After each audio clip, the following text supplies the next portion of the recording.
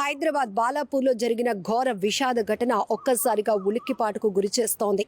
ఆ తల్లిదండ్రులు ఆంధ్రప్రదేశ్ రాష్ట్రానికి చెందిన నెల్లూరు జిల్లాకు చెందిన వాళ్ళు. వారు ఉదయగిరి మండలంలో ఉండేవాళ్ళు. అయితే బతుకు తెరువు కోసం నెల రోజుల క్రితమే హైదరాబాద్కు వచ్చారు. ఇద్దరు అమ్మాయిలు ఒకే వ్యక్తిని ప్రేమిస్తున్నారు. ఇది తప్పు. మీకు అంత వయసు రాలేదు.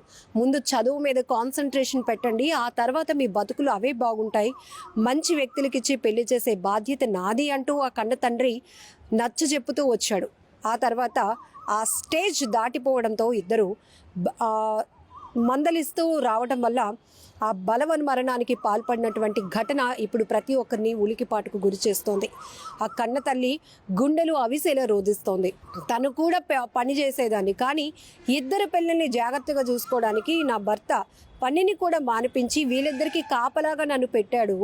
20 నిమిషాలు నేను బయట పని చూసుకోవడానికి వచ్చేలోపే ఇంటి కిటికీకి ఉన్నటువంటి రైలింగ్కి ఇద్దరు ఉరివేసుకొని బలవన్మరణానికి పాల్పడ్డారు అంటూ ఆ తల్లి మీడియా ముందు చెప్తోంది. ఎంత బాధాకరమైన విషయం. ఒక అమ్మాయిని ఇంటర్ వరకు చదివించారు, ఇంకొక అమ్మాయి 10th వరకు వచ్చింది. అయితే ఇద్దరు మైనర్లే. ఇద్దరు అమ్మాయిలు అయినప్పటికీ కూడా ఆర్థిక పరిస్థితి కుటుంబంలో అంత బాగోలేనప్పటికీ కూడా బాగా చదివిస్తే వాళ్ళ బ్రతుకు బాగుంటుంది. మంచి భర్తనిచ్చి మంచి వ్యక్తినిచ్చి పెళ్లి చేసి వాళ్ళని ఒక అయ్య చేతిలో పెట్టాలి, ఒక మంచి